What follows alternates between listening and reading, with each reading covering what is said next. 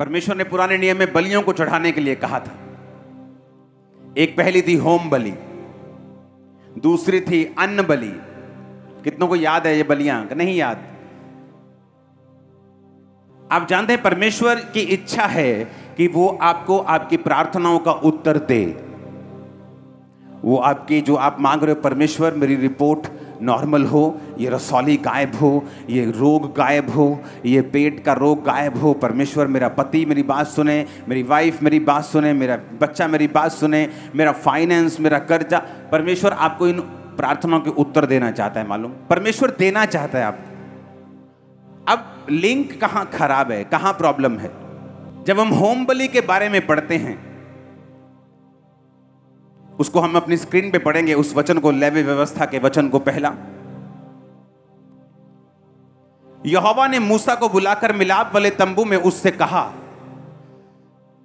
इजराइलियों में यदि कोई मनुष्य यहोवा के लिए पशु का चढ़ावा चढ़ाए तो उसका बलि पशु गाय, बैल और भेड़ बकरियों में एक का हो।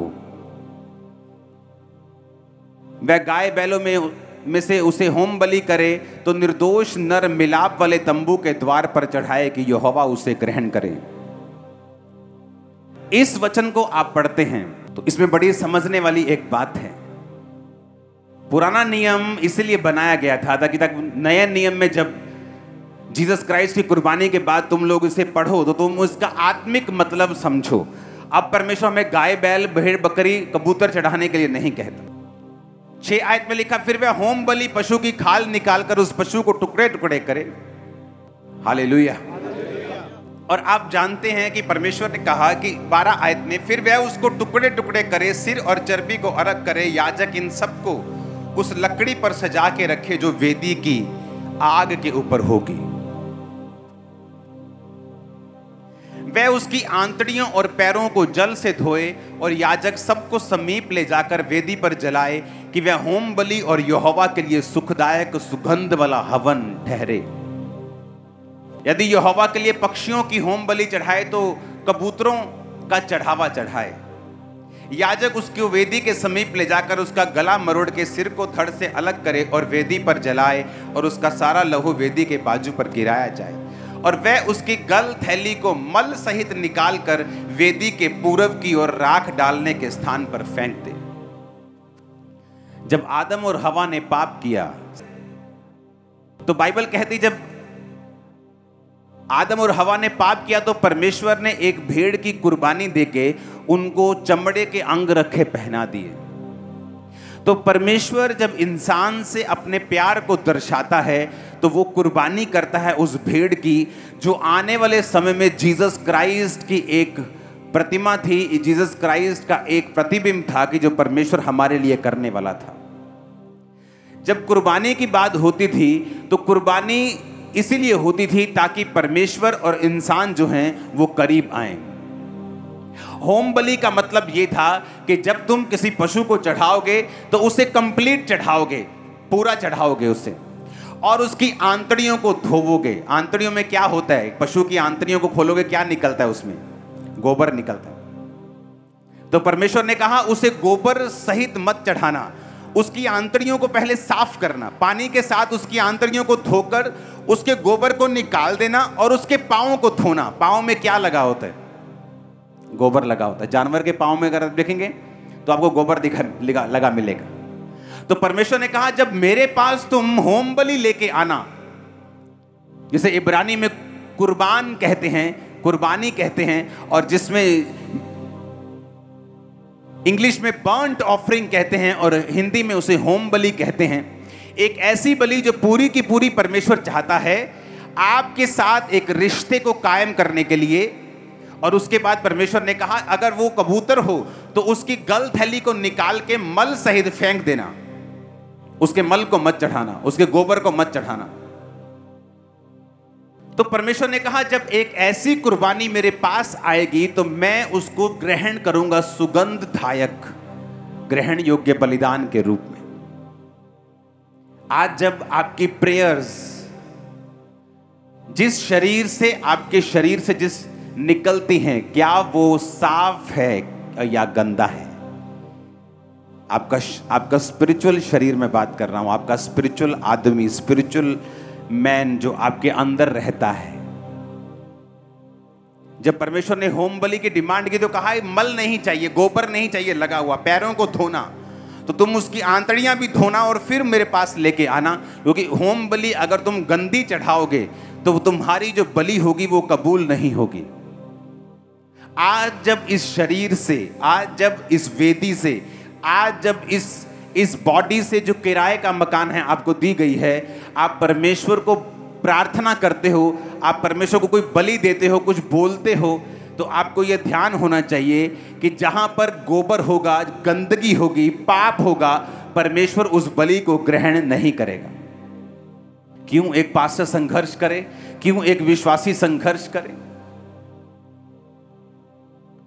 क्योंकि जब आपको परमेश्वर ने बात करनी होती है, क्या होता है, आप परमेश्वर की प्रेजेंस में हैं, आप अपने आप को साफ करते हैं कि परमेश्वर मैं ये बात से अपने आप को क्लीन करता हूँ, ये चीज़ से मैं अपने आप को साफ करता हूँ, इस बात से, इस गंदगी से, इस पाप से, इस कमी से मैं अपने आप को क्लीन करता हूँ। आप अपने आप को क्लीन करते हैं अपने प्रेयर रूम में तौबा के साथ, और उसके बाद आप जब क्लीन होते हैं उसके बाद आप अपनी प्रार्थनाओं को चढ़ाना शुरू करते हैं। और जब आपकी प्रेयर्स चढ़ती हैं और आपकी प्रेयर जब कबूल होती हैं तो परमेश्वर आपको रेमा वचन देता है, वो आपसे बात करता है, आपके हृदय से बात करता है।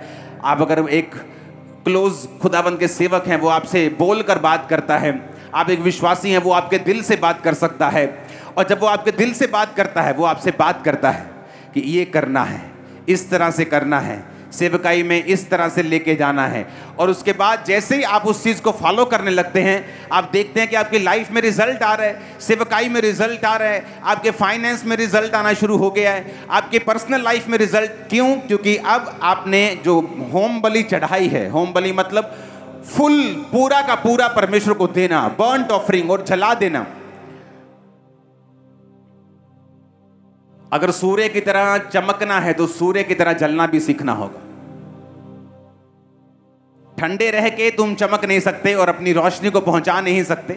और बाइबल कहती है, परमेश्वर ने कहा, जब आपका शरीर एक ऑफरिंग है, अभी परमेश्वर आपके भेड़ों को, बैलों को और बकरों को अब नहीं मांग रहा, आपका शरीर एक ऑफरिंग है। आप जा रहे हैं, आप व्यभिचार का मौका मिलने पर अपने शरीर को कंट्रोल करते हैं, काबू में रखते हैं, ये एक ऑफरिंग है परमेश्वर के सामने। आप सेक्रीफाइस करते हैं अपनी इच्छाओं को, ये एक ऑफरिंग है। आप प्रेयर में बैठते हैं, ये एक ऑफरिंग है। आप अपने आप को काबू में रखते हैं, ये एक ऑफरिंग है। आप अपने आप को क्लीन रख के जब आप परमेश्वर के सामने भी प्रार्थनाओं को चढ़ाएंगे, वो आपसे बात करेगा। अब बात क्यों नहीं करता? क्योंकि अगर हम अपनी ऑफरिंग्स को मल सहित चढ़ाएंगे, गोबर सहित चढ़ाएंगे, तो परमेश्वर के सामने वो कबूल नहीं होती। परमेश्वर ने कहा, जब तुम ऑफरिंग चढ़ाओ तो उसकी आंतड़ियों को साफ कर लो, पहले उसके गोबर को सब निकाल दो, उसके पैरों को साफ करो, पानी से धो, और फिर उसको टुकड़े टुकड़े करके सजा के रखो।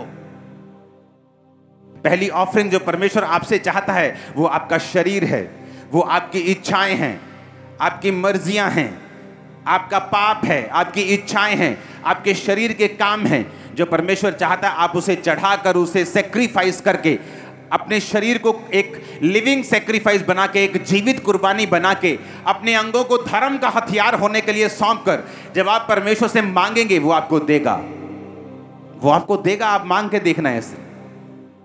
आज क्यों यूथ संघर्ष कर रहा है? क्यों वो छोटी छोटी बातों के लिए संघर्ष कर रहा है? एक तरफ वो प्रार्थना कर रहा है और दूसरी तरफ अपनी गर्लफ्रेंड से रात को बातें कर रहा है। एक तरफ से वो चर्च आ रहा है और दूसरी तरफ से वो ब्लू फिल्में देख रहा है। इसीलिए वो स्ट्रगल कर रहा है, क्योंकि इसीलिए जब वो कुर्बानी देता है, उसकी कुर्बानी क्लीन नहीं है, उसकी कुर्बानी में गंद मिला हुआ है, डर्ट है, मिट्टी है, मल है, गोबर है, उस गंदगी है। और बाइबल कहती परमेश्वर के सैक्रिफाइस को जब हम नियम से नहीं चढ़ाएंगे तो वो कभी भी कबूल नहीं होंगे। परमेश्वर ने कहा, कैन तेरी ऑफरिंग को मैं कबूल नहीं कर सकता। क्यों? ये नहीं कि उसने गलत एनिमल चढ़ाए थे या कमजोर एनिमल चढ़ाए थे। परमेश्वर ने कहा, बलिदानों के चढ़ाने से भी उत्तम ये है कि तुम यहोवा की आज्ञाओं को मानो। आप जब अपने इच्छाओं की, अपने पापों की कुर्बानी दे चुके होते हैं, आप चाहे गाड़ी में जा रहे हैं, आप रोड पे चल रहे हैं, आप परमेश्वर के साथ एकदम कनेक्टेड हैं, आप अपने बच्चों से बात कर रहे हैं और दूसरी तरफ से आप परमेश्वर से कनेक्टेड हैं अंदर से, और आप प्रभु से मांग रहे हैं, प्रभु से पूछ रहे हैं, प्रभु के साथ आप एक रिलेशन को मेंटेन कर रहे हैं, आप प्रभु से बात कर रहे हैं, आप प्रेयर कर रहे हैं, और सडनली परमेश्वर का आत्मा आपसे बात करता है और वही छुटकारा होता है। हालेलुया। एक औरत अपने पास्टर के पास गई, कहती पास्टर जी बहुत जरूरी काम है, आ जाओ। गई, चली गई, कहती एक प्रेयर करनी है, मेरी बेटी मर जाए, क्योंकि वो वैश्या है। तो मेरे ही हस्बैंड के दोस्त और मेरे बेटों के दोस्तों के साथ वो रहती है, हमें बहुत एम्बैरेसमेंट, शर्मिंदगी फील होती है, तो मैं प्रेयर करवाने आई हूं वो मर जाए। क्योंकि जब एक विश्वासी परमेश्वर के साथ कनेक्टेड नहीं होता, उसे मालूम नहीं होता कि मैं अपनी जिंदगी की इस सिचुएशन में किस तरह से इसको हैंडल करूं। वो कभी कभी शरीर से हैंडल करता है, कभी गुस्से से हैंडल करने की कोशिश करता है, कभी संसारिक रीति रिवाजों से हैंडल करने की कोशिश करता है, लेकिन हम ये भूल जाते हैं कि जहां कहीं परमेश्वर का आत्मा है वहां आजादी है। अगर हमें रियल डिलीवरेंस चाहिए तो हमें वो आवाज चाहिए जो आत्मा हमें दे, जो पवित्र आत्मा की ओर से हो। वो पास्टर परमेश्वर के साथ जुड़ा हुआ था, वो स्वर्ग में है, जो परमेश्वर ने उससे कहा कि इसको बोल कि दर्शन देखे, घर जाए प्रेयर करे, दर्शन में देखे कि इसकी लड़की ने व्हाइट कपड़े डाल के प्रीचिंग करनी स्टार्ट की है, तौबा कर ली। रोज घर जाती थी, वो रोज घर बैठ के प्रार्थना करती थी। जब घर गई तो एक विजन देखती थी कि परमेश्वर मैं तेरा धन्यवाद करती हूँ, और प्रेयर करने लगी अपनी बेटी के लिए कि उसकी लाइफ बदल रही है। एक दिन दरवाजे पे नॉक होता है, वो जाती है, वही बेटी खड़ी होती है रोती हुई। उसने कहा मैं सुसाइड करने के लिए जा रही थी, लेकिन मेरे दिल में आया कि तू एक बार अपनी माँ से मिल ले, उसके बाद फिर तू देखना, अगर तुझे एक्सेप्ट करेगी ठीक है, नहीं तो फिर तू सुसाइड कर लेना। कहती पता नहीं कौन सी ऐसी चीज थी जो मुझे खींच के वापस घर लेके आई, और उसे मालूम नहीं था उसकी माँ आत्मा में चली गई है, अब प्रेयर कर रही है। अब डांटने की बजाय, रोने की बजाय, लड़ने की बजाय उसने प्रार्थना शुरू की है। हालेलुया। पास्टर्स लोग अपनी कलीसिया को हैंडल करते हैं शरीर में हैंडल करते करते वो इतना खींच जाते हैं और कई पाप में चले जाते हैं, लेकिन आपको पता नहीं होता, क्योंकि हर एक चीज के लिए परमेश्वर ने एक सिस्टम बनाया है। उसी आत्मिक सिस्टम से जब हम उन चीजों को हैंडल करते हैं, हम बरकत पाते हैं। आप जब अपने शरीर को लिविंग सेक्रीफाइस करके सौंप देंगे, आपको मालूम होता है कि आपने अपनी इच्छाओं की सेक्रीफाइस की है, आपने पाप को समय नहीं दिया, आपने पाप को अपना शरीर नहीं दिया। जब आपका शरीर एक सेक्रीफाइस बन जाता है, एक बलिदान बन जाता है, तब आप जो कुछ भी चढ़ाते हैं, आप प्रेयर्स को मांगते हैं, आप खुदा से कुछ मांगते हैं, वो आपको देता है। पहला सेक्रीफाइस जो आपके जीवन को जरूरी है देना, वो है आपका अपना शरीर, अपनी इच्छाएं, आप खुद।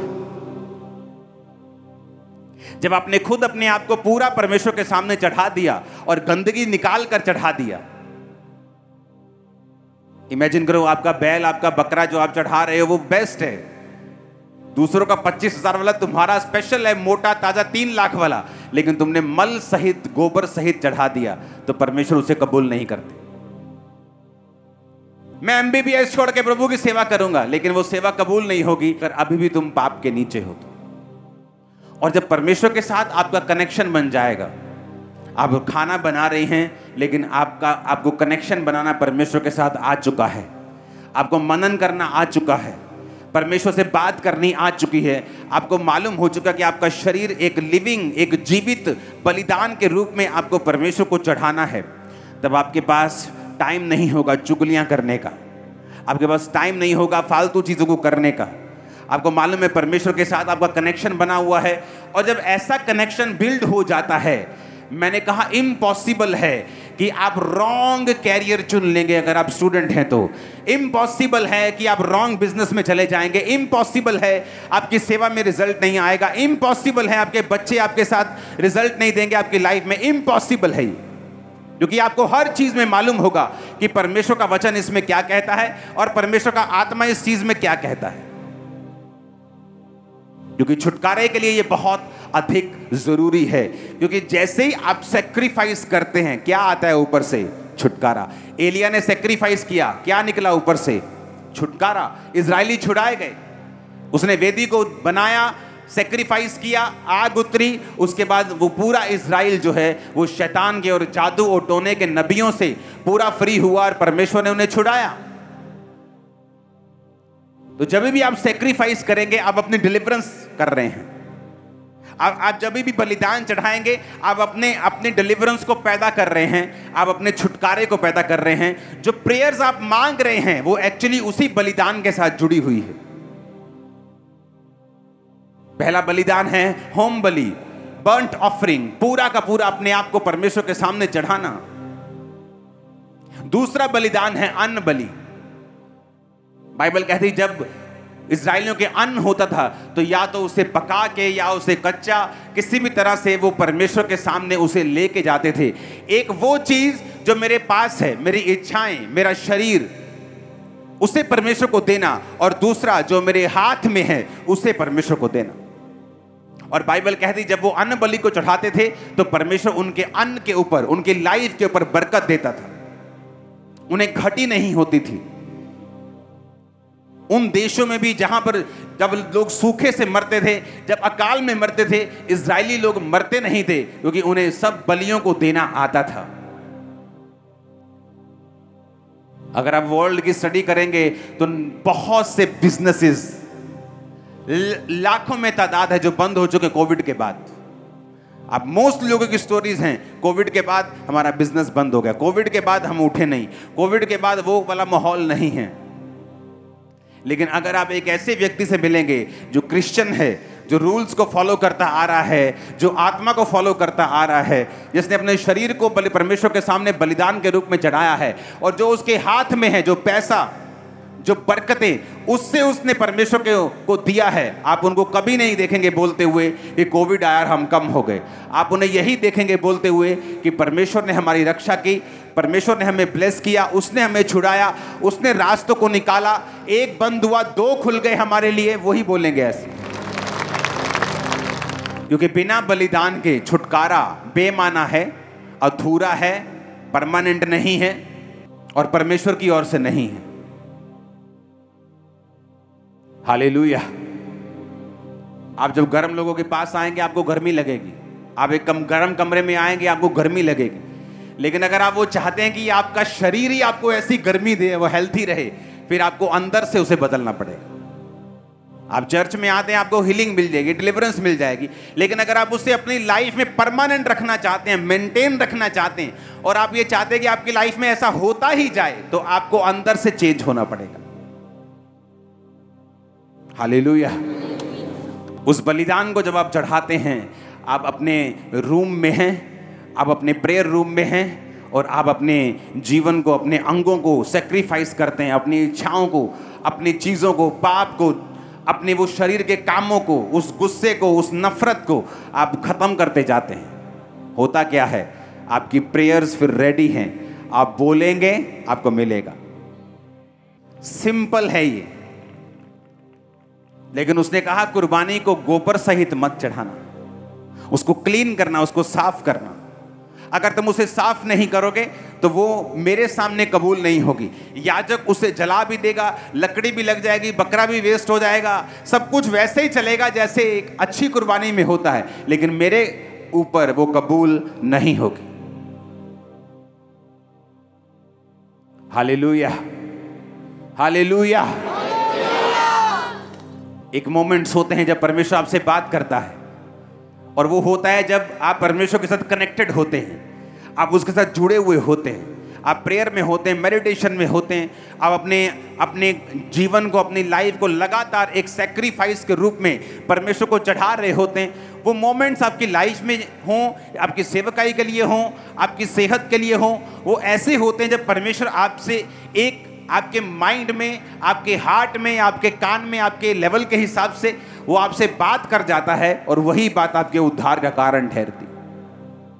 और कई बार वो बात अगर ना हो, आप उसी एरिया में वही आदमी वही जगह बैठे, आप बरकत नहीं पाते, क्योंकि परमेश्वर ने जब वो आपसे वो बात करता है, वो रास्तों को स्पिरिचुअल रेलम में, क्षेत्र में ओपन कर रहा होता है। Hallelujah, hallelujah.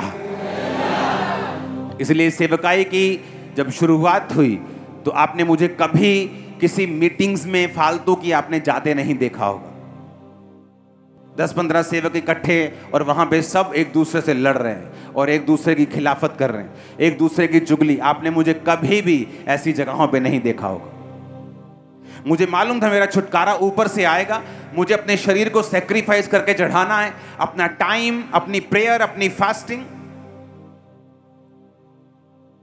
अगर आपको पाप तंग कर रहा है, आप अपने शरीर को सैक्रिफाइस नहीं कर पा रहे हो, तो फास्टिंग करना स्टार्ट करो। आप जैसे ही फास्टिंग करेंगे, जैसे ही रोजा रख के आप प्रेयर स्टार्ट करेंगे, आप क्या देखते हैं? आप देखते हैं कि वो पाप की ताकत जो आपको तंग कर रही थी वो लूज हो रही है। आप उस शरीर को सैक्रिफाइस करके दे पा रहे हैं।